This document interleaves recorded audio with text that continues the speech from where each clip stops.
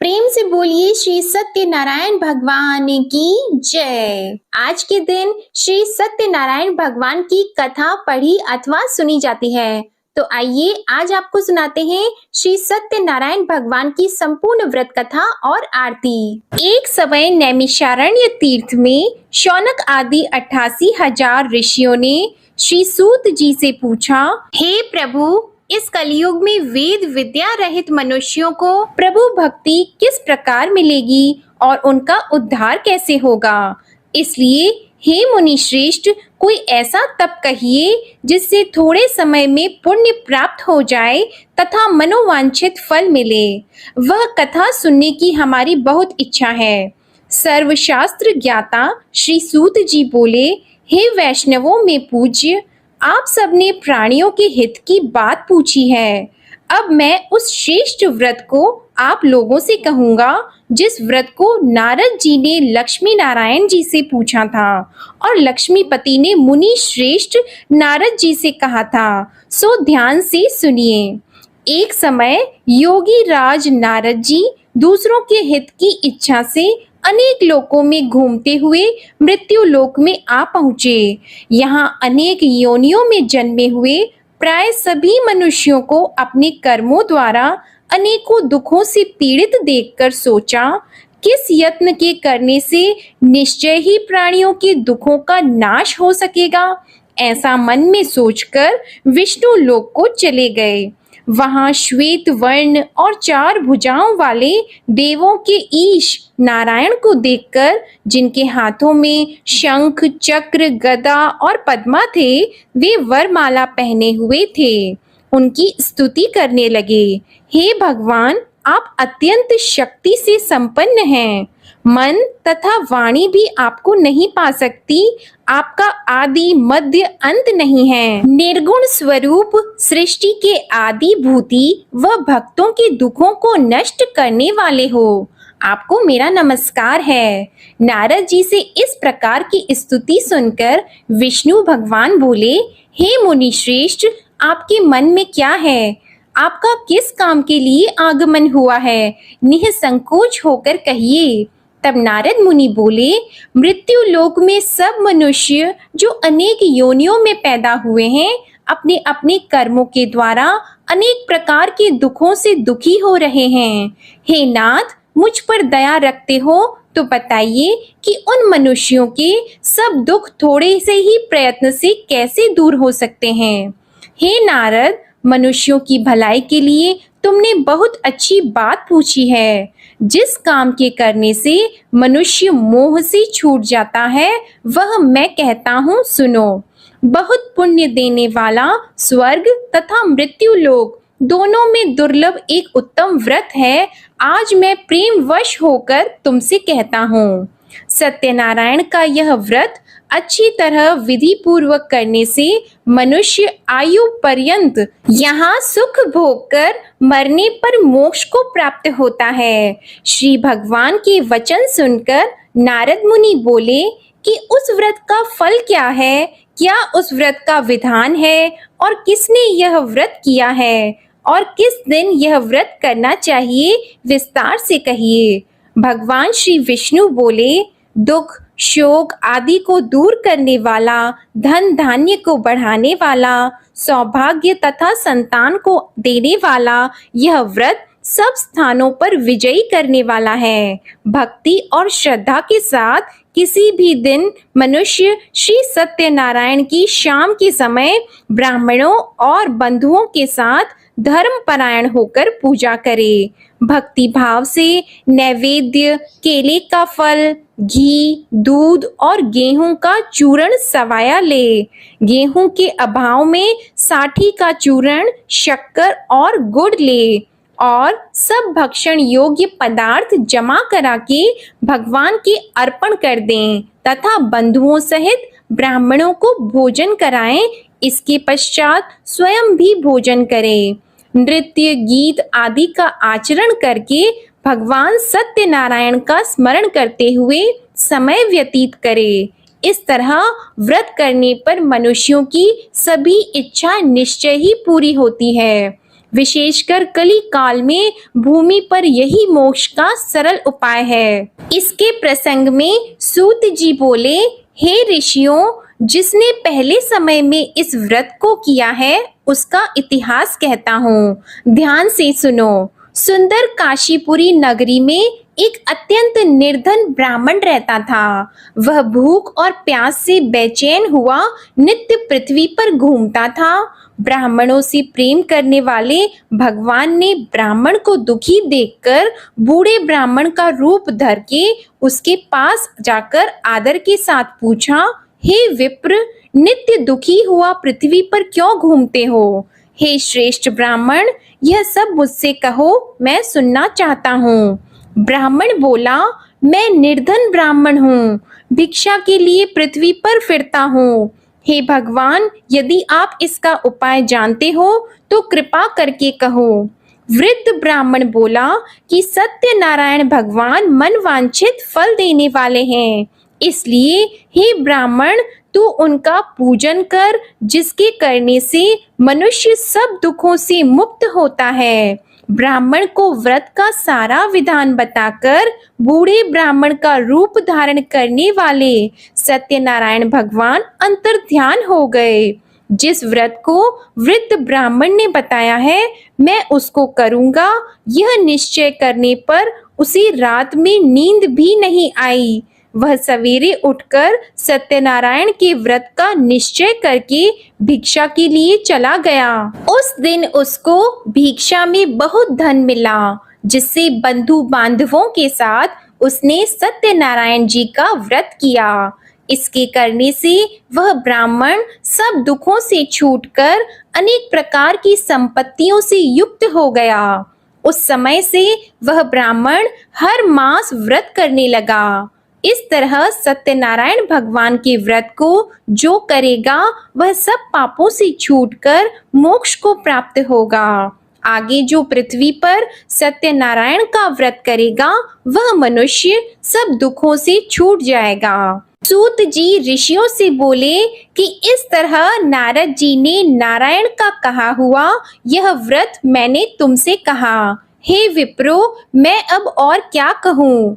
तब ऋषि बोले, हे मुनीश्वर, संसार में इस ब्राह्मण से सुनकर किस किसने इस व्रत को किया, हम वह सब भी सुनना चाहते हैं। इसके लिए हमारे मन में बहुत श्रद्धा है। सूत जी बोले, हे मुनियों, जिसने इस व्रत को किया है वह सब सुनो। एक समय एक ब्राह्मण धन और ऐश्वर्य के अनुसार बंधु बांधवों के साथ व्रत करने को तैयार हुआ। उसी समय एक लकड़ी बेचने वाला बूढ़ा आदमी आया और बाहर लकड़ियों को रखकर ब्राह्मण के मकान में गया। प्यास से दुखी लकड़हारा उनको व्रत करते देखकर ब्राह्मण को नमस्कार करके कहने लगा कि आप यह क्या कर रहे हैं और इसके करने से क्या फल मिलता है, कृपा करके मुझसे कहिए। ब्राह्मण ने कहा, सब मनोकामनाओं को पूरा करने वाला यह सत्यनारायण भगवान का व्रत है। इसकी ही कृपा से मेरे यहाँ धन धान्य आदि की वृद्धि हुई है। ब्राह्मण से इस व्रत के बारे में जानकर लकड़हारा बहुत प्रसन्न हुआ। चरण अमृत लेकर और प्रसाद खाने के बाद अपने घर को गया। लकड़हारे ने अपने मन में इस प्रकार का संकल्प किया कि आज गांव में लकड़ी बेचने से जो धन मिलेगा उसी से सत्यनारायण देव का उत्तम व्रत करूंगा। यह मन में विचार करके वह बूढ़ा आदमी लकड़ियां अपने सिर पर रखकर जिस नगर में धनवान लोग रहते थे वह ऐसे सुंदर नगर में गया। उस दिन वहां पर उसे उन लकड़ियों का दाम पहले दिनों से चौगुना मिला। तब वह बूढ़ा लकड़हारा दाम लेकर और अति प्रसन्न होकर पक्के केले की फली, शक्कर, घी, दूध, दही और गेहूं का चूर्ण इत्यादि सत्यनारायण भगवान के व्रत की कुल सामग्रियों को लेकर अपने घर गया। फिर उसने अपने भाइयों को बुलाकर विधि के साथ भगवान जी का पूजन और व्रत किया। उस व्रत के प्रभाव से वह बूढ़ा लकड़हारा धन पुत्र आदि से युक्त हुआ और संसार के समस्त सुख भोग कर वैकुंठ को चला गया। श्री सूत जी बोलते हैं कि हे श्रेष्ठ मुनियों, अब आगे की कथा कहता हूँ, सुनो। पहले समय में उल्का मुख नाम का एक बुद्धिमान राजा था। वह सत्य वक्ता और जितेंद्रिय था। प्रतिदिन देव स्थानों पर जाता तथा गरीबों को धन देकर उनके कष्ट दूर करता था। उसकी पत्नी कमल के समान मुख वाली और सती साध्वी थी। भद्रशीला नदी के तट पर उन दोनों ने श्री सत्यनारायण भगवान का व्रत किया। उस समय में वहां एक साधु वैश्य आया। उसके पास व्यापार के लिए बहुत सा धन था। वह नाव को किनारे पर ठहराकर राजा के पास आ गया और राजा को व्रत करते हुए देखकर विनय के साथ पूछने लगा, हे राजन, भक्ति युक्त चित्त से यह आप क्या कर रहे हैं? मेरी सुनने की इच्छा है, सो आप यह मुझे बताइए। राजा बोला, हे साधु, अपने बांधवों के साथ पुत्र आदि की प्राप्ति के लिए महाशक्तिवान सत्यनारायण भगवान का व्रत व पूजन किया जा रहा है। राजा के वचन सुनकर साधु आदर से बोला, हे राजन, मुझसे इसका सब विधान कहो। मैं भी आपके कथन अनुसार इस व्रत को करूंगा। मेरे भी कोई संतान नहीं है और इससे निश्चय ही हो जाएगी। राजा से सब विधान सुनकर व्यापार से निवृत्त हो वह आनंद के साथ घर गया। साधु ने अपनी स्त्री से संतान देने वाले उस व्रत का समाचार सुनाया और कहा कि जब मेरे संतान होगी तब मैं इस व्रत को करूंगा। साधु ने ऐसे वचन अपनी स्त्री लीलावती से कहे। एक दिन उसकी स्त्री लीलावती पति के साथ आनंदित होकर सांसारिक धर्म में प्रवृत्त होकर सत्यनारायण भगवान की कृपा से गर्भवती हो गई तथा 10वें महीने में उसके एक सुंदर कन्या का जन्म हुआ। दिनों दिन वह इस तरह बढ़ने लगी जैसे शुक्ल पक्ष का चंद्रमा बढ़ता है। कन्या का नाम कलावती रखा गया। तब लीलावती ने मीठे शब्दों में अपने पति से कहा कि जो आपने संकल्प किया था, भगवान का व्रत करूंगा, अब आप उसे करिए। साधु बोला, हे प्रिय, इसके विवाह पर करूंगा। इस प्रकार अपनी पत्नी को आश्वासन देकर वह नगर को गया। कलावती पितृगृह में वृद्धि को प्राप्त हो गई। साधु ने जब नगर में सखियों के साथ अपनी पुत्री को देखा तो तुरंत दूत को बुलाकर कहा कि पुत्री के वास्ते कोई सुयोग्य वर देखिए। साधु की आज्ञा पाकर दूत कंचन नगर पहुंचा और वहां पर बड़ी खोज और देखभाल कर लड़की के लिए सुयोग्य वाणिक पुत्र को ले आया। उस सुयोग्य लड़के को देखकर साधु ने अपने बंधु बांधवों सहित प्रसन्न चित्त अपनी पुत्री का विवाह उसके साथ कर दिया। किंतु दुर्भाग्य से विवाह के समय भी उस व्रत को करना भूल गया। तब श्री भगवान क्रोधित हो गए और श्राप दिया कि तुम्हें दारुण दुख प्राप्त होगा। अपने कार्य में कुशल साधु बनिया जमाता सहित समुद्र स्थित रत्नपुर नगर में गया और वहां दोनों ससुर जमाई चंद्रकेतु राजा के उस नगर में व्यापार करने लगे।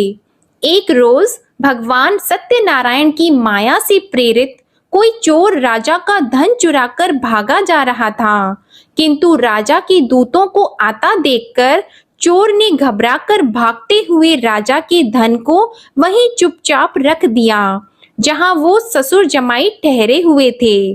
तब दूतों ने उस साधु वैश्य के पास राजा के धन को रखा देखा तो वे दोनों को बांध कर ले गए और प्रसन्नता से दौड़ते हुए राजा के समीप जाकर बोले, यह 2-4 हम पकड़कर लाए हैं, देखकर आज्ञा दें। तब राजा की आज्ञा से उनको कठोर कारावास में डाल दिया और उनका सब धन छीन लिया।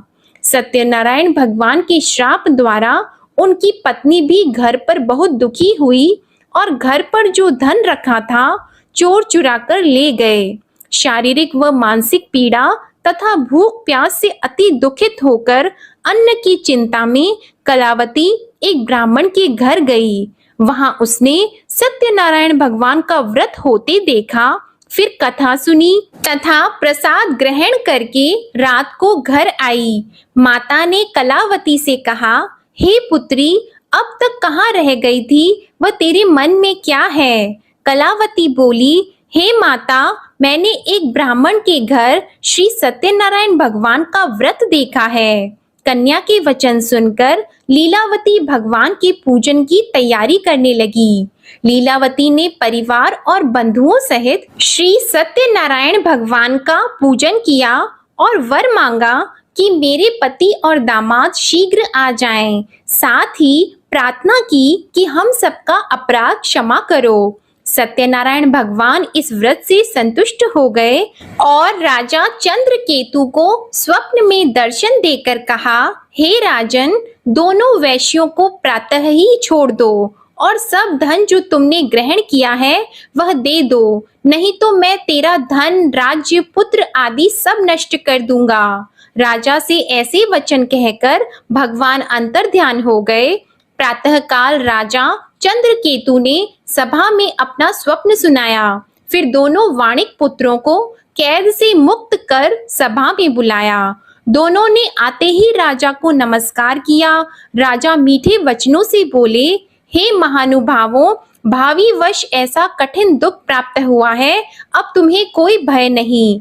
ऐसा कहकर राजा ने उनको नए नए वस्त्र आभूषण पहनाए तथा उनका जितना धन लिया था उससे दुगुना धन देकर आदर सहित विदा कर दिया। दोनों वैश्य अपने घर को चले गए। सूत जी बोले, वैश्य ने मंगलाचार करके यात्रा आरंभ की और अपने नगर को चला। उनके थोड़ी दूर निकलने पर दंडी वेशधारी सत्यनारायण भगवान ने उनसे पूछा, हे साधु, तेरी नाव में क्या है? अभिमानी वाणिक हंसता हुआ बोला, हे दंडी, आप क्यों पूछते हो? क्या धन लेने की इच्छा है? मेरी नाव में तो बेल और पत्ते भरे हैं। वैश्य का कठोर वचन सुनकर भगवान ने कहा, तुम्हारा वचन सत्य हो। दंडी ऐसा कहकर वहां से दूर चले गए और कुछ दूर जाकर समुद्र के किनारे बैठ गए। दंडी के जाने पर वैश्य ने नित्य क्रिया करने के बाद नाव को ऊंची उठी देखकर अचंभा किया और नाव में बेल पत्ते आदि देखकर मूर्छित होकर जमीन पर गिर पड़ा। फिर मूर्छा खुलने पर अत्यंत शोक प्रकट करने लगा। तब उसका दामाद बोला कि आप शोक न करें, यह दंडी का श्राप है, अतः उनकी शरण में चलना चाहिए, तभी हमारी मनोकामना पूरी होगी। दामाद के वचन सुनकर वह दंडी के पास पहुंचा और अत्यंत भक्ति भाव से नमस्कार करके बोला, मैंने जो आपसे असत्य वचन कहे थे उनको क्षमा करो। ऐसा कहकर महान शोकातुर होकर रोने लगा। तब दंडी भगवान बोले, हे वाणिक पुत्र, मेरी आज्ञा से बार बार तुम्हें दुख प्राप्त हुआ है, तू मेरी पूजा से विमुख हुआ। साधु बोला, हे भगवान, आपकी माया से मोहित ब्रह्मा आदि भी आपके रूप को नहीं जानते, तब मैं अज्ञानी कैसे जान सकता हूँ? आप प्रसन्न होइए, मैं सामर्थ्य के अनुसार आपकी पूजा करूंगा। मेरी रक्षा करो और पहले के समान नौका में धन भर दो। उसके भक्ति युक्त वचन सुनकर भगवान प्रसन्न होकर उसकी इच्छा अनुसार वर देकर अंतर ध्यान हो गए। तब उन्होंने नाव पर आकर देखा कि नाव धन से परिपूर्ण है, फिर भी वह भगवान सत्यनारायण का पूजन कर साथियों सहित अपने नगर को चला। अब अपने नगर के निकट पहुंचा, तब दूत को घर भेजा। दूत ने साधु के घर जाकर उसकी स्त्री को नमस्कार करके कहा कि साधु अपने दामाद सहित इस नगर के समीप आ गए हैं। ऐसा वचन सुनकर साधु की स्त्री ने बड़े हर्ष के साथ सत्यदेव का पूजन कर पुत्री से कहा, मैं अपने पति के दर्शन को जाती हूँ, तू कार्य पूर्ण करके शीघ्र आ जा। माता के ऐसे वचन सुनकर कलावती प्रसाद छोड़कर पति के पास गई। प्रसाद की अवज्ञा के कारण सत्यदेव ने रुष्ट होकर उसके पति को नाव सहित पानी में डुबा दिया। कलावती अपने पति को न देखकर रोती हुई जमीन पर गिर गई।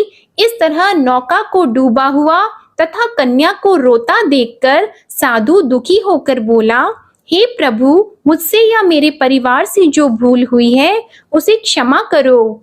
उसके दीन वचन सुनकर सत्यदेव प्रसन्न हो गए और आकाशवाणी हुई कि हे साधु, तेरी कन्या मेरे प्रसाद को छोड़कर आई है, इसलिए इसका पति अदृश्य हुआ है। यदि वह घर जाकर प्रसाद खाकर लौटे तो इसे पति अवश्य मिलेगा। ऐसी आकाशवाणी सुनकर कलावती ने घर पहुंचकर प्रसाद खाया, फिर आकर पति के दर्शन किए।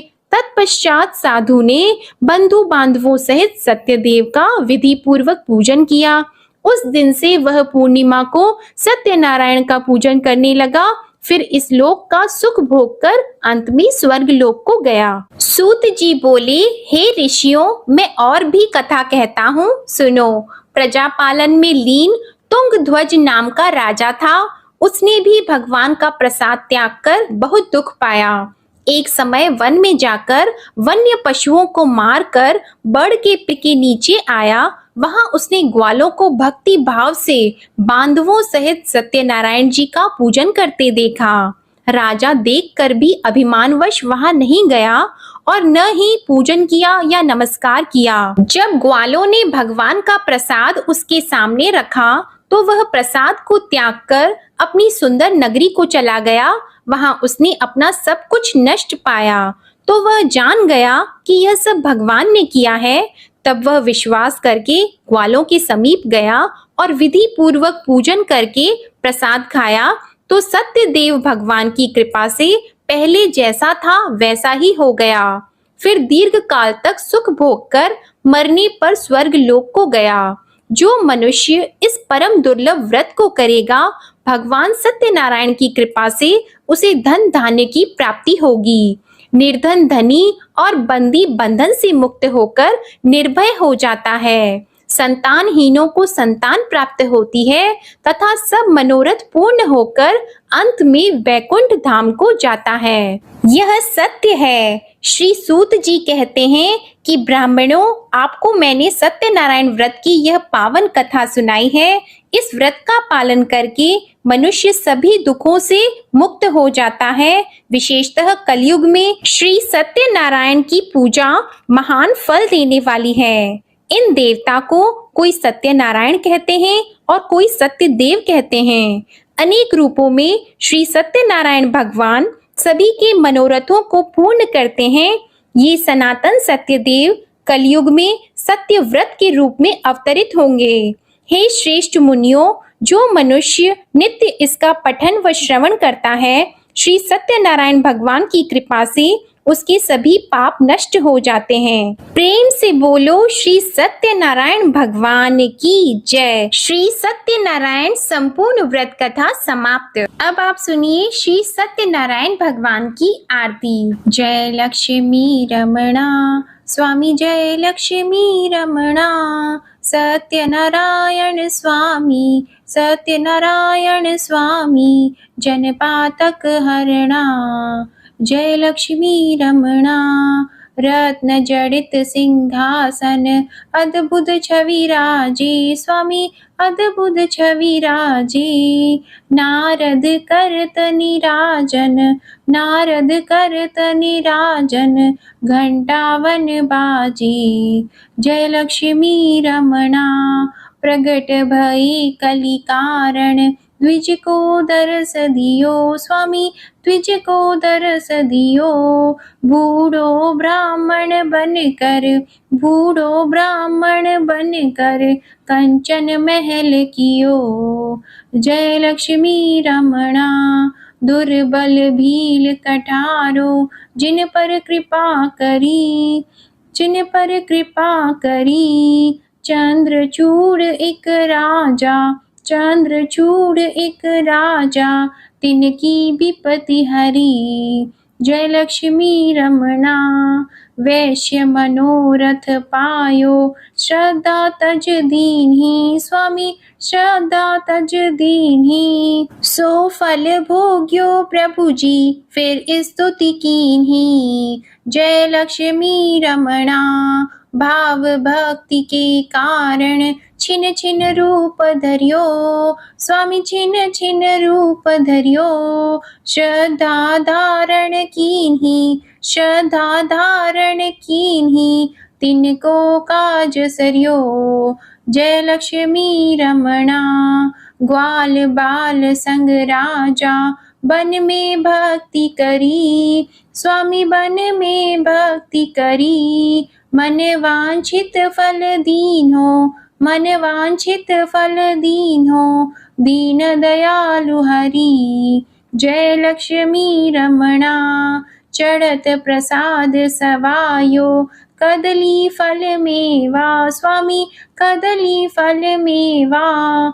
धूप दीप तुलसी से, धूप दीप तुलसी से, राजी सत्य देवा। जय लक्ष्मी रमणा, सत्यनारायण जी की आरती जो कोई नर गावे, स्वामी जो कोई नर गावे, तन मन सुख संपत्ति, तन मन सुख संपत्ति, मन वांछित फल पावे। जय लक्ष्मी रमणा, बोलो जय लक्ष्मी रमणा। प्रेम से बोलिए श्री सत्यनारायण भगवान की जय हो। जो भी भक्तजन सावन पूर्णिमा की व्रत कथा सुनना चाहते हैं तो उसकी वीडियो भी आप हमारे चैनल पर सुन सकते हैं। प्रेम से बोलिए भगवान श्री सत्यनारायण की जय।